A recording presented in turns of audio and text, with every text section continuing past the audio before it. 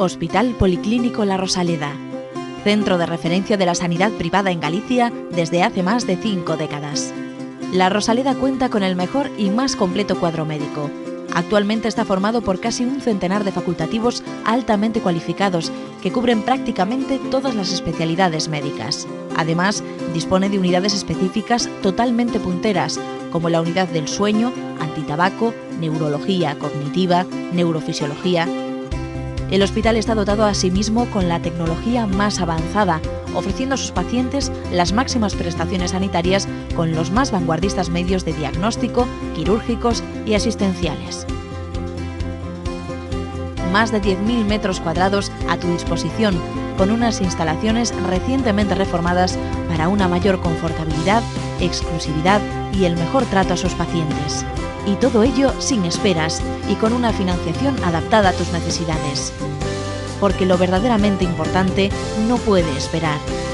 Por ti, por los tuyos, Hospital Policlínico La Rosaleda.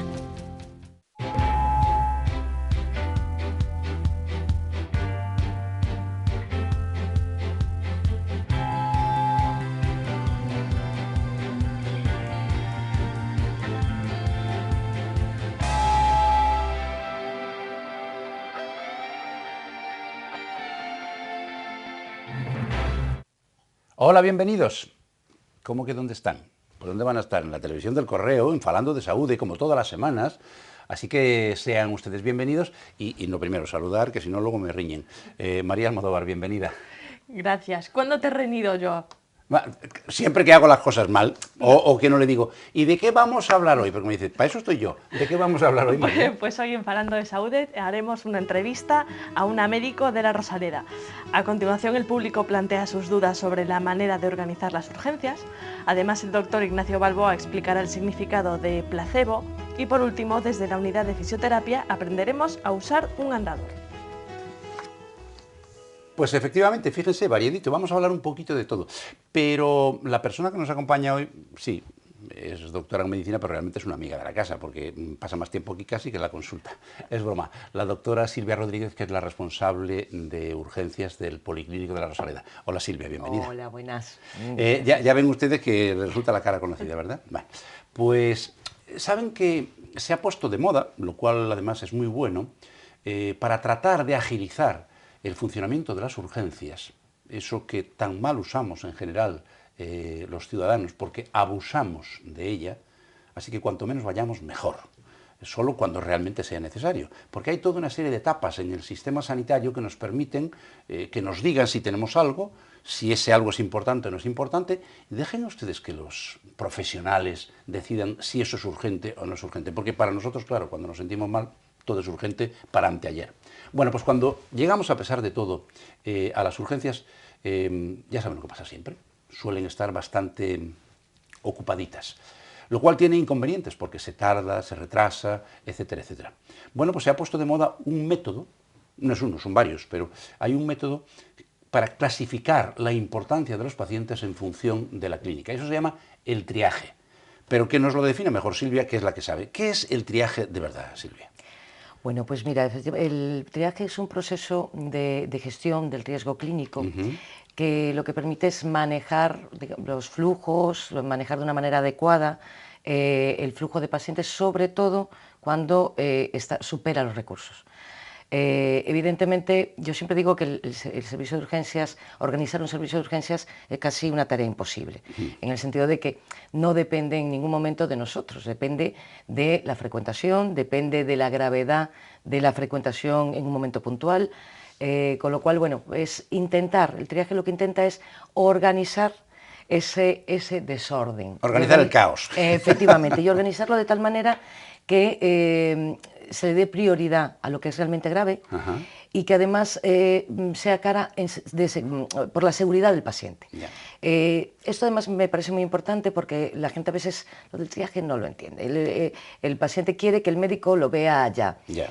Pero es que lo que no entiende es que es un método para asegurar que va a estar atendido en el momento en que tiene que realmente ser atendido y con la urgencia que realmente su situación lo precisa. Yeah. Hoy en día los servicios de urgencia están totalmente sobrecargados, el nuestro también, y esto, digamos que, bueno, empeora realmente la calidad asistencial. Entonces, es una vía de organizar este caos para mejorar la asistencia y priorizar lo que es realmente urgente.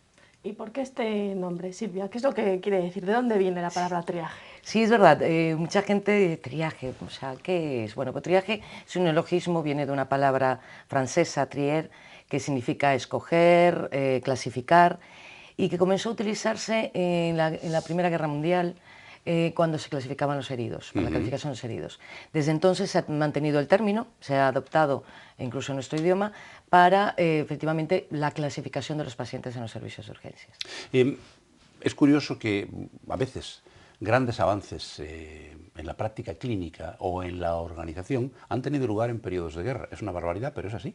Es decir, no hay mucho tiempo para pensar, hay que organizar, tenemos que hacer cosas, la vida se nos va de las manos y hay innovaciones que luego constituyen parte de la práctica clínica habitual. La pregunta sería en el caso del triaje. ¿Cómo se hace, Silvia? Es decir, cuando un paciente llega a urgencias, ¿qué se hace? ¿Y hay solo un método o hay varios métodos? Porque aquí, como casi todo en la vida, cada maestrillo suele tener su librillo. Bueno, efectivamente, hoy en día, a nivel mundial, hay 5 modelos principales, ampliamente difundidos, que son los que, bueno, se ha adoptado cada país, e incluso en algunos casos por regiones. Los cinco modelos que están hoy en día son la escala de triaje australiana, la escala de triaje canadiense, el sistema de triaje de Manchester, el ESI, que es el Emergency Severity Index, y precisamente el sistema español de triaje. El sistema español de triaje que ha adoptado la Sociedad Española de Medicina de Emergencias, SEMES, sacando la idea del sistema andorrano de triaje. ¿Andorrano? Sí, de Andorra, qué curioso. Sí, señor, el MAT se llama, y bueno, es un sistema que, a veces, los españoles realmente hemos adoptado. A ver, no todos, es decir, aquí en España los dos que están más ampliamente difundidos son precisamente el Manchester y, por supuesto, pero bueno, algunos utilizan el Manchester y otro el sistema español de tal.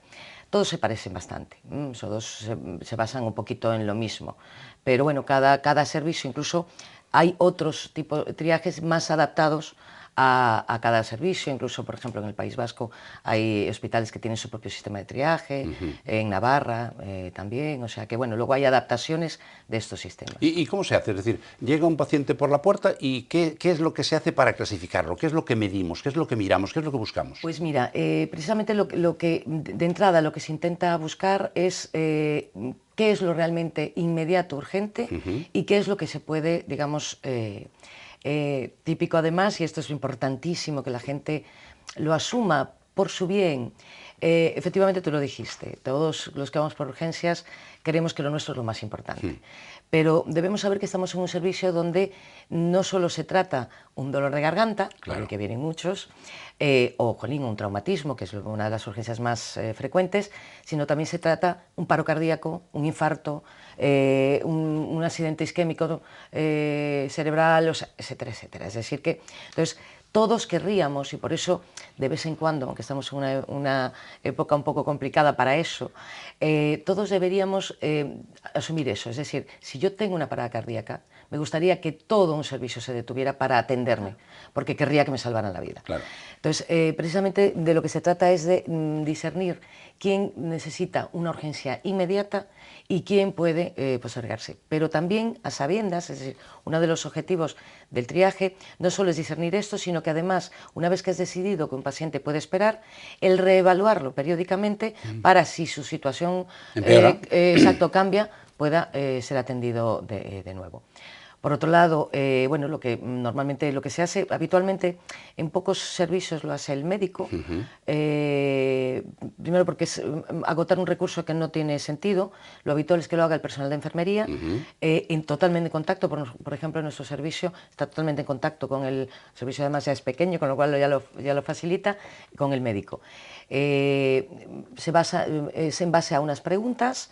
Que es un protocolo de preguntas. Efectivamente, en base a unas preguntas, motivo de consulta, constantes, o sea, se miden las constantes del paciente, que va a ser otro de los detectores, Y fíjate, no mide gravedad del proceso. Porque una persona puede estar muy grave, pero no necesitar de una atención inmediata, sino que al contrario, de estudios, tal, que pasito a pasito nos lleven digamos, a su diagnóstico.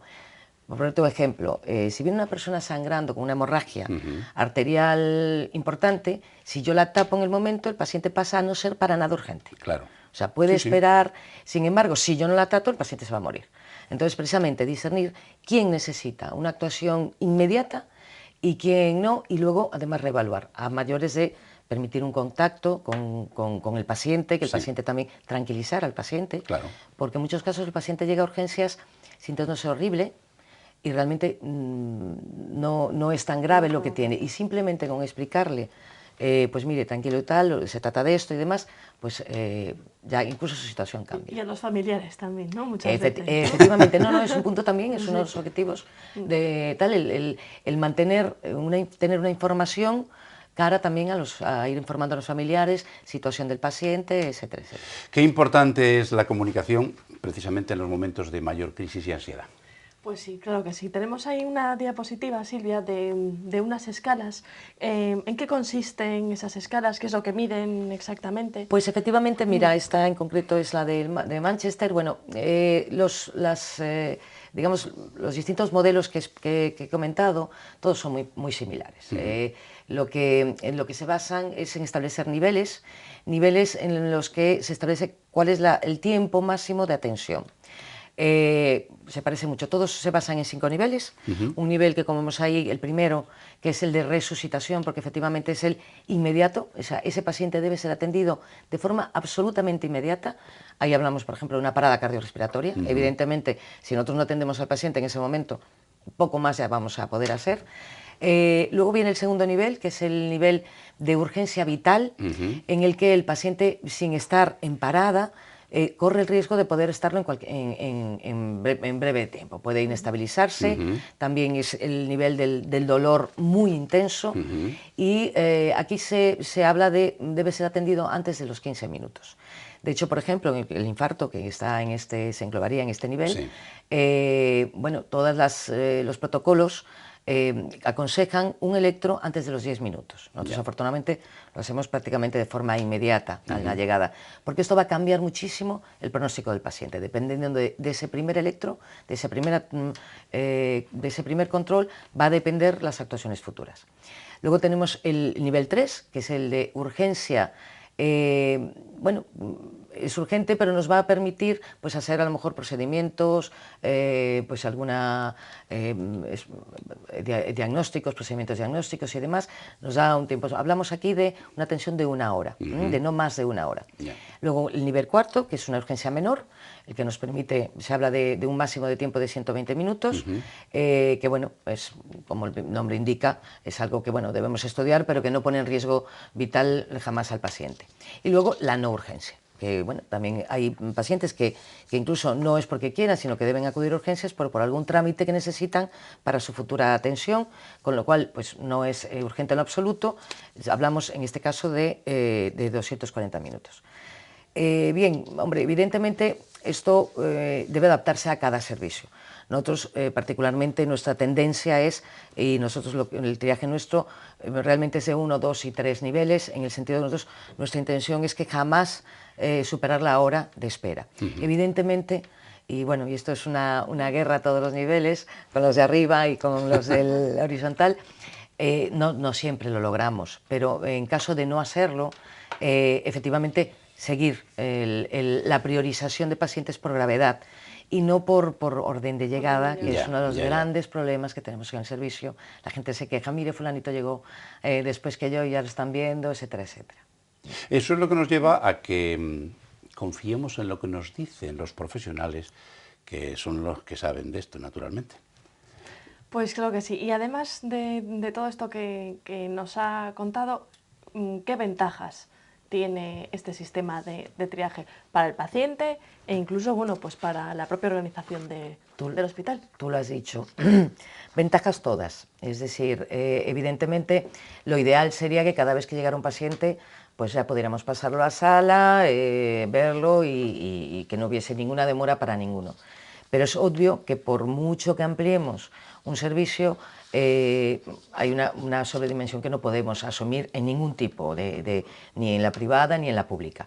Con lo cual, bueno, nosotros todos tenemos unos recursos que de alguna manera debemos gestionar de tal manera que nos permita, pues efectivamente, asumir la urgencia desde la más grave a la más tal. Entonces, efectivamente, tú lo has dicho bien, tiene ventajas tanto para el paciente como para el propio servicio como para la organización. En cara al paciente, bueno, pues de entrada un primer contacto del paciente con el servicio que de alguna manera le va a dar confianza, le va a dar tranquilidad. El otro día, sin ir más lejos, había un paciente que llegó con un vértigo. Imagina, el vértigo tiene una sintomatología totalmente horrible, pero es que él era el primero además que sufría, con lo cual no tenía ni idea. Se sientes que te estás muriendo. Pues el primer contacto con la enfermería ya le supuso, aparte de saber que no era nada grave, pues incluso una disminución de los síntomas, porque el propio estrés exagera los síntomas. Bueno, pues ya ves, un punto importante. Por otro lado, el hecho de que los pacientes sean atendidos por orden de prioridad, es decir, el que sea grave, desde luego que sea atendido lo antes posible, digamos en contra de los que no son tan graves. Para el servicio, bueno, pues nos permite, digamos de alguna manera, asegurar que el flujo de pacientes sea el correcto, es decir, que se vean los pacientes por orden de gravedad y además reorganizar los recursos. Yo necesito saber, para organizar bien mi servicio, en cada momento puntual qué es lo que me está esperando en la sala. Pues cuántos pacientes tengo realmente con un nivel 1, con un nivel 2, bueno, el nivel 1 ya lo sé, ya lo voy a tener delante, indudablemente, sí. Pero bueno, ¿cuántos tal? Eso nos permite reorganizar los recursos, eso nos permite además situar al paciente en el lugar que le corresponde, es decir, pues oye, si es un paciente evidentemente parado, pues va directamente a reanimación, si es un paciente que necesita ser monitorizado por monitorización, sala de curas, es decir, situarlo. Nos permite también poder informar a la familia y tener un contacto continuo con la familia para incluso pues, tranquilizarlos y darle incluso plazos, es decir, pues mire, en este momento pues va a tener que esperar en torno, que eso siempre da un poco de seguridad y tranquilidad.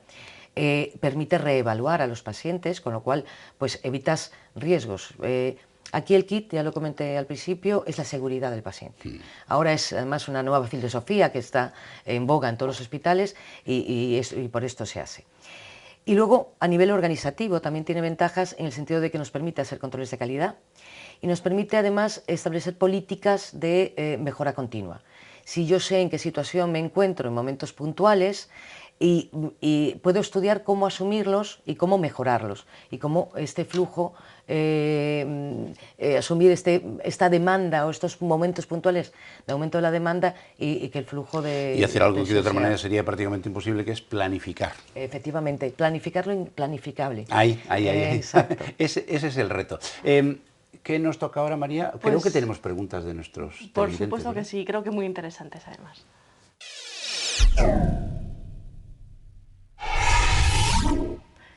Ante todo, les damos las gracias por enviarnos siempre sus preguntas y todos los comentarios que nos hacen a través de las redes sociales como Facebook y Twitter y los mensajes que nos envían a nuestro correo electrónico falandodesaude@correotv.es. Doctora, comenzamos. Carmen de Santiago dice: doctora, está muy bien que haya un protocolo de actuación para saber quién requiere atención temprana, pero todo el que acude a urgencias piensa que su problema debe ser resuelto lo antes posible. ¿Cómo lidian con esas situaciones? Sí, pues la verdad, además, la palabra la he usado bien, como lidiar con eso. No es fácil, y no es fácil, sobre todo en la sociedad en la que vivimos hoy en día. Todos tenemos prisa, todo el mundo quiere todo para allá, y por otro lado, nos hemos vuelto excesivamente egoístas. Precisamente yo, por eso creo que este tema, que es del que estamos hablando, es un tema crucial para que la gente conozca el por qué se hace un triaje y qué es en beneficio del paciente. No tanto de nosotros, que también hemos visto que tiene ventajas para el servicio, sino en beneficio siempre del paciente. Efectivamente, lo mío es lo más importante, lo mío es lo más tal, pero a todos nos gustaría que si estamos en un momento de gravedad absoluta, nos atendieran antes que a nadie. Y eso es lo que tenemos que pensar. A veces, a ver, puedo contar muchísimos casos, pero yo me acuerdo de un caso en concreto de una persona que estaba esperando en la sala porque había llevado un golpe que no resultó con fractura, pues bueno, siempre puede ser más tal, un golpe. Estábamos atendiendo una parada y entonces se le comunicó que me iba a tener que esperar porque estábamos tal.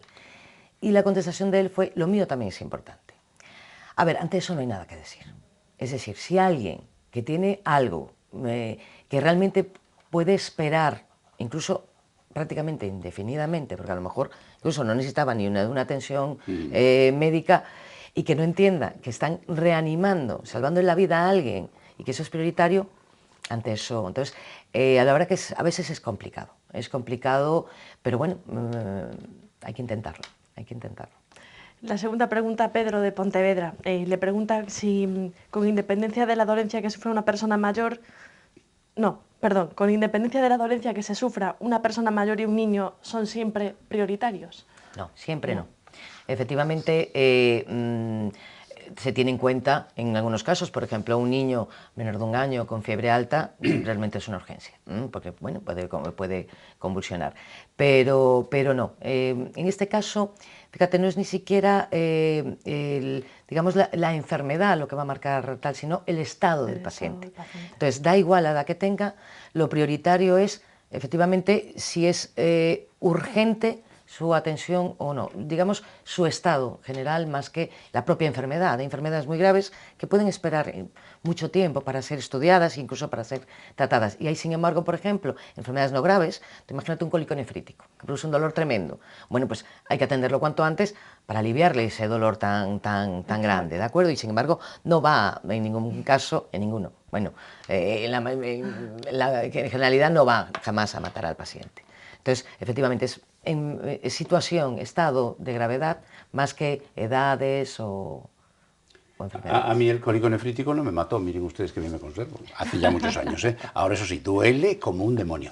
Bueno, ¿y ahora qué nos toca? Pues ahora nos toca tu examen de todas las semanas. Ah, bueno. Será facilito, ¿verdad? Sí. Vale.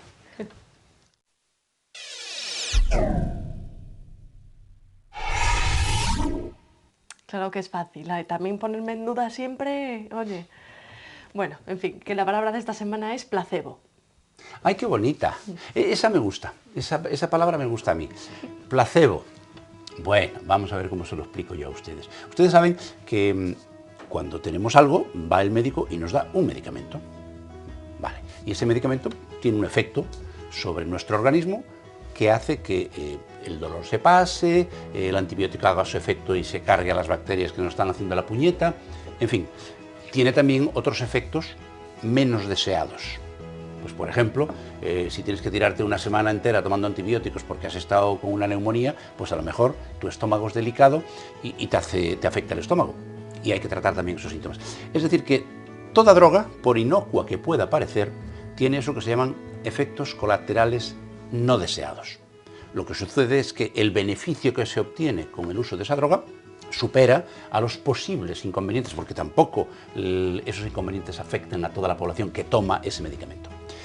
Pero hay algunos casos en los cuales, hasta que somos capaces de evaluar cómo una determinada droga, un determinado medicamento funciona de verdad, tenemos que hacer experimentos. Experimentación clínica, que se llama, para ver si realmente funciona y si produce efectos colaterales. Y entonces hay que compararlo con algo. Y se compara con una sustancia que no tiene ningún efecto. Porque tengan ustedes en cuenta que cada vez que tomamos un medicamento, además del efecto físico-químico del uso del medicamento, hay un efecto psicológico. De hecho, bueno, pues hay gente que enferma psicológicamente. Si somos capaces de eliminar, esta es parte de la tarea del médico, que es tranquilizar, relajar, que entienda el paciente lo que tiene, ayuda muchísimo. Es decir, lo de la cabeza, cuidado, que funciona y funciona muy bien. Unas veces para bien y otras veces para mal. Entonces, un placebo es una sustancia que no tiene ningún efecto químico sobre el cuerpo, ni sobre una infección, por ejemplo, con lo cual, si a un determinado sector de pacientes se le da un medicamento y a otros pacientes que tienen lo mismo se le da un placebo, es decir, una sustancia que suele ser azúcar o puede ser almidón, que parece una pastilla pero no sabemos lo que lleva dentro, realmente no lleva nada. Si al paciente se le cura es que no tenía nada, punto número 1. Y punto número 2, podemos evaluar si el funcionamiento de la sustancia que queremos medir es de verdad bueno o no. Es una fórmula muy sencilla. A ver, esto lo verán ustedes muchas veces. Me duele la cabeza. Te dan una aspirina y se te quita el dolor de cabeza. Pero si queremos saber de verdad si tenías un dolor de cabeza y funciona la aspirina, si das a la misma persona 2 horas después otra sustancia que no sea una aspirina, que no tenga nada, vamos a ver si de verdad la aspirina funciona o no funciona. Por tanto, placebo. De hecho, en farmacología y en la clínica se habla del efecto placebo. Le das a alguien algo que no tiene ningún efecto y curiosamente funciona. Y en más de una ocasión. ¿Por qué? Por la cabeciña. Así que placebo, sustancia que no tiene ningún efecto sobre el cuerpo, pero que a veces hasta nos cura. Mucho trabaja la cabeza, ¿eh? ¡Oh, ya! Las cabeciñas, ¿cómo van? ¿Qué llevo a decir a ustedes? Bueno, ¿y ahora qué? Y ahora nos vamos a la Rosaleda que nos den un consejo. Bien.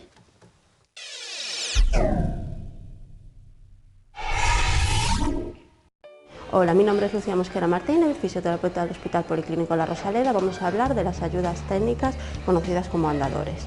En este caso, una vez que el médico estipule que el paciente debe de utilizar un andador, importante a la hora de seleccionar el andador adecuado, ¿no? Existen diferentes tipos para gente adulta, pediátricos, con asiento, con ruedas, sin ruedas, solo con conteras, etc. Importante que el especialista nos explique cómo utilizarlo, para que el paciente sobre todo no sufra compensaciones ni riesgo de caídas.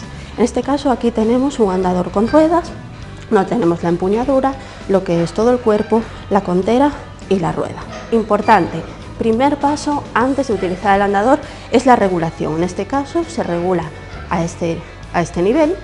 Importante, lo que es la empuñadura queda a nivel del trocánter mayor o cadera.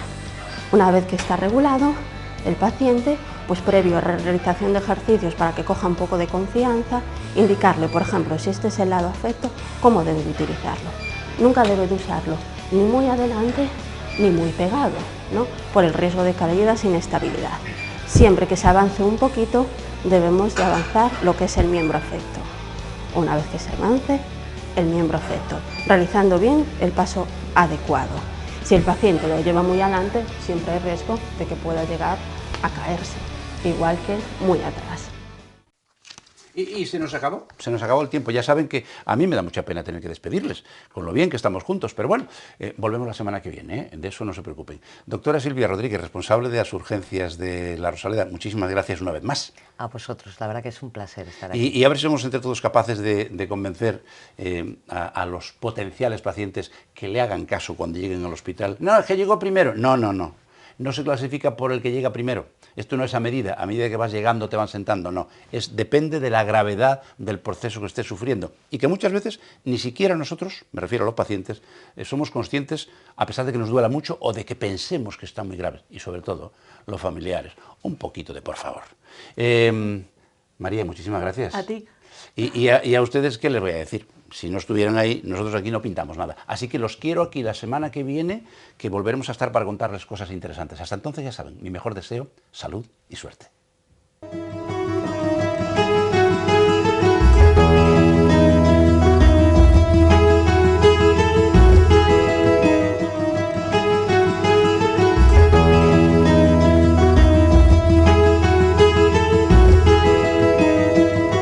Centros Médicos La Rosaleda han patrocinado este programa.